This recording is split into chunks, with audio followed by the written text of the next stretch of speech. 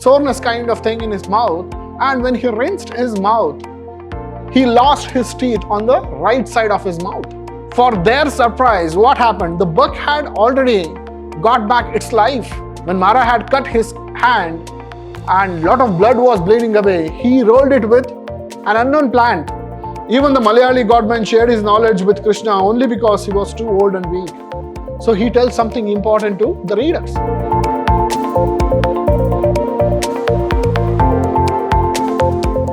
Hello students, I am Anil, lecturer, Vidhyaashram Pre-University College, the Temple of Excellence, Mysuru. Welcome to the second session of this chapter around a medicinal creeper, written by K.P. Purnachandra Tejasvi. Continuing from the previous session where the author and the servants Mara and Sanna, they find a creeper to tie the bamboo trees. And that creeper was medicinal, and Mara scolds Sanna and he wanted to know where that creeper was. When they go there, they find the creeper and Mara ties that creeper to a tree and he tells a story behind it. Then he also tells some of the stories which he had heard before.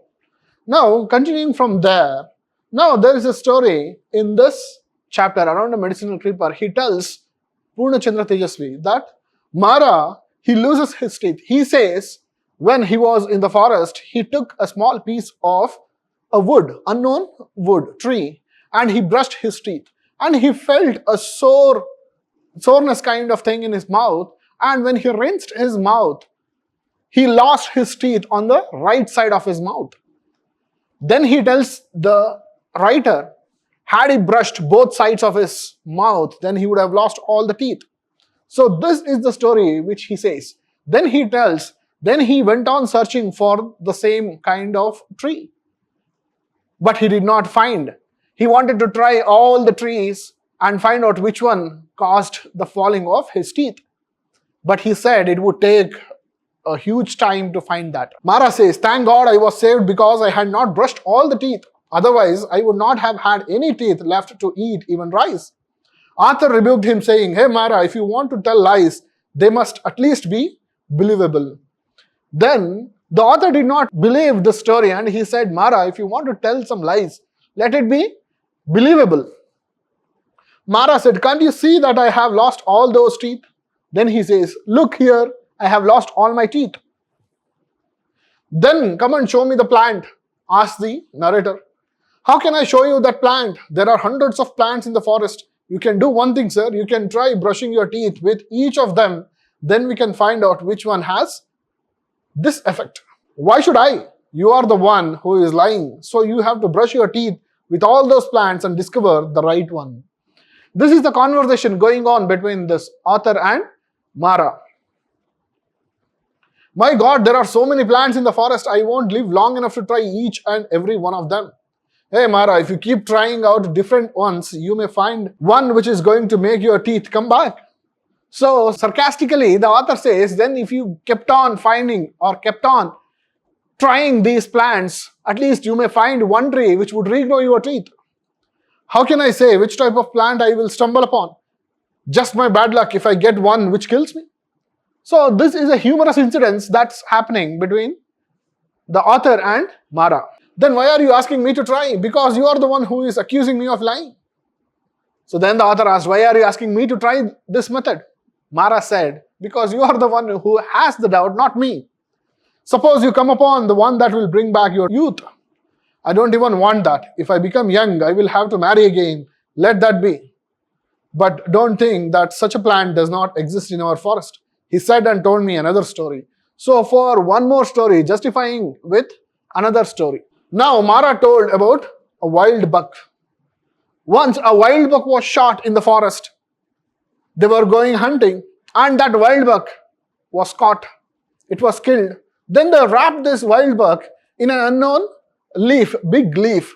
When he brought it home, when his wife was preparing everything to cook this buck, for their surprise, what happened? The buck had already got back its life. When the leaf was open, that buck jumped out of the leaf and disappeared into the forest.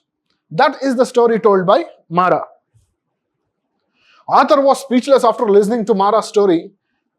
Tejasvi did not ask for any elaboration or explanation because this was the height of his inventive genius. So Tejasvi was really frustrated. This Mara is so genius that he is telling one story to support of another story. He believed that it was no wonder that Doctor of Hulihindalu was prepared to give away his entire estate in exchange for these wonder plants. So this is the reason that when Mara had cut his hand and a lot of blood was bleeding away, he rolled it with an unknown plant. When he went to the doctor, when he opened the wound, there was no wound, but his clothes were drenched in blood. The doctor wanted to know which kind of a plant was that, but Mara did not know. He could not identify the plant in the forest. And that doctor told that he would give his entire estate if he identified that plant, but he could not do so. It's been a long time since author sold his estate and Mara is also dead and gone. Now the times have moved on, times have flown. Author is in dilemma to reject all of Mara's stories as they kept bothering Tejasvi's conscience, and he does not want to reject those stories as bunkum. The total disinterest that Mara showed in trying to argue with us or convince us for that matter to lie or tell the truth continues to bother us. So when times have flown, Mara is dead, times have gone, he could not believe those stories and they simply thought it were just made up stories. After a long time, Mara's medicinal creeper was back in the news. So when Mara died and time passed, again the same plant was in news.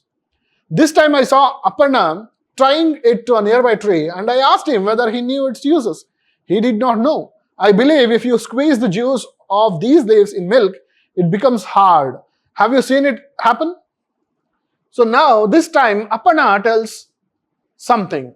If you squeeze the juice of this plant to the milk becomes hard. That is what people say. Where can I find milk for all such experiments? He replied. Author asked, have you seen it happening?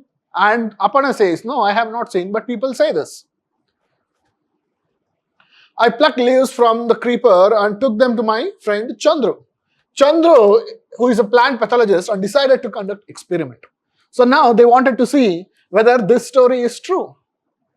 So they took some leaves and he contacted his friend Chandru. They wanted to conduct this experiment and no. Other scientist friends laughed and said that we were wasting a liter of good milk listening to all kind of cock and bull stories. Once we had decided to play the fools, we couldn't care less about others laughing at us. Experimentation process begins. So finally they did not give any attention to their friends' comments.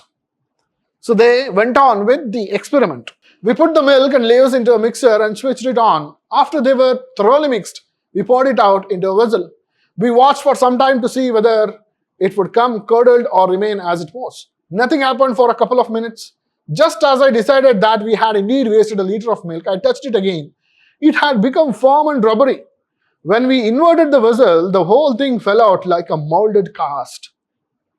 So what they did, they used the leaves and they also took a liter of milk. They mixed it in a mixture. Then they waited for a few minutes. Nothing happened. And then the author thought, oh, we have wasted 1 liter of milk. Then he wanted to throw it away. When he touched the milk, now it had become like a rubber and it was like a cast, molded cast. Author is sure that the creeper had some qualities. Now he believed that, oh, there is something in this leaf. He wondered which disease or diseases it cured. Just like Mara, all the people go around tying this creeper to the nearest plant and muttering, stay here. So that was the procedure. Whenever people found this plant, they would tie it to the tree and say, stay here. Author confines that he had not seen anyone actually go back to untie it and take it home for some ailment. But nobody cared to take this plant home and grow it. They just identified the plant, tied it to the nearby tree, that's all. Nobody took it to house or nobody took it for growing at house. Krishna, the erstwhile farmhand who worked in author's farm, had stopped working in the estate sometime and was driving a rickshaw, went to author, looked pale and breathless. Krishna was a man who was working in the author's fields. But he had left that and he had gone somewhere. He is now driving rickshaw. He started passing blood with his tools. I thought he might be having piles. So what happened to Krishna? The Krishna had some problem in his health. So along with his stool, when he went to the washroom, along with the stool, he was losing blood. Then author thought he must have had piles. As far as I know, only allopathic treatment for piles was surgery. So allopathic treatment, the English treatment for piles was surgery. Nobody had thought about the medicine for this. Now there was this god man who had treated Krishna on an earlier occasion. Now there was a god man. Those who had some divine power, they cure people. Such a person was there, a god man who had treated Krishna on an earlier occasion. Krishna had developed boils all over his body. The god man had given Krishna the bark of some tree, which he was supposed to crush and mix it with duck's egg and eat. So he went to that sadhu. He went to that god man, and that god man had given. Krishna had some boils on his body this time. So there he went seeking the help of this god man. He gave some roots, told to crush it and eat it with duck's egg. The full course of the treatment was 10 days. So he had to continue this for 10 days. The treatment worked and he never got boils again. So for the surprise of the author, what happened to Krishna? Krishna was cured of his boils and he never got that. So now his curiosity increased. Now Krishna went to the same god man who had become too old now. So when he had piles, he again went to the same old man. That god man has become too old. Apparently he told Krishna that he did not have the strength to search for the plant, but that he would describe it. So when he went there, the old man did not have strength to go and search for himself. So he told Krishna how the plant looked. Krishna had to search and dig out the tuberous root, mix it with milk and drink the medicine for 5 days. Now again he prescribed this. For 5 days he has to crush the root, then mix it with milk and drink. It's a 5-day course. The next day while Krishna was searching for this plant, author heard that description and took him near the plant. Both had to dig quite a bit to get the tuber. Krishna drank it with milk and within few days, his piles improved and was completely cured in 5 days. Again, for the surprise of the author, when Krishna completed his course of medicine, his piles were cured. Krishna bid goodbye to his job as a rickshaw driver. Now he did not drive rickshaw, he did something else. So this is how some unknown creepers had created a curiosity in the life of the author, medicinal creeper. When we both dug the root, even author ate a small piece of it, just as to see how it tasted. It was slightly bitter. So when they were digging the tuber, the root, author, to know the taste, he just ate a small piece of it. It was bitter in taste. This root had cured author's heel pain and swelling next to the bone of his heels. There was a swelling in his foot. After eating this, he was cured of its pain. The surgeon had said that it had to be surgically removed. But what did the allopathic doctor had said to the author? It had to be removed with surgery, no other medicine. But after eating that tuber, author was cured of this pain. The author is in a fixation to believe the results of creeper. He believes it could be purely accidental, but he can't say there was no proof. So he believes that it was accidental. Author keeps wondering about who would do research on various swelling that appears on human body. For the people like Mara, research is of no importance at all. But for the people like Mara, research has no importance. They should only be end users. Even the Malayali godman shared his knowledge with Krishna only because he was too old and weak. So he tells something important to the readers. Malayali sadhu, why did he give the description of the plant? Because that sadhu was too old to get up and find it for himself. Or else he would not have told Krishna the same. Now he says in the conclusion, one of the problems is that these native doctors believe that if they told others about their medicine, the medicines would lose their potency. Because of this tendency, what has happened? India's native medicinal systems are on the verge of extinction. So knowledge was not being shared with people. They believed that if we tell about this, it will lose its medicinal values. So it has other kinds of understandings as well. The knowledge was kept for one group of people only. So therefore, it is because of that native medicinal system or medical system is in the verge of extinction, going away. We are losing so much of knowledge which has cure for many ailments of human beings, but it is not shared with other people. Therefore, the Indian medical system, ancient medical system, native medical system, is in the verge of extinction. So this is the story of around a medicinal creeper. There are some words. Bizarre means very strange or unusual. Glean means to obtain information or knowledge, etc., sometimes with difficulty and often from various places. Ignoramus, a person who does not have much knowledge. Cringe, to move back or away from somebody. Bunkum means nonsense. Here we come to the end of this chapter around a medicinal creeper.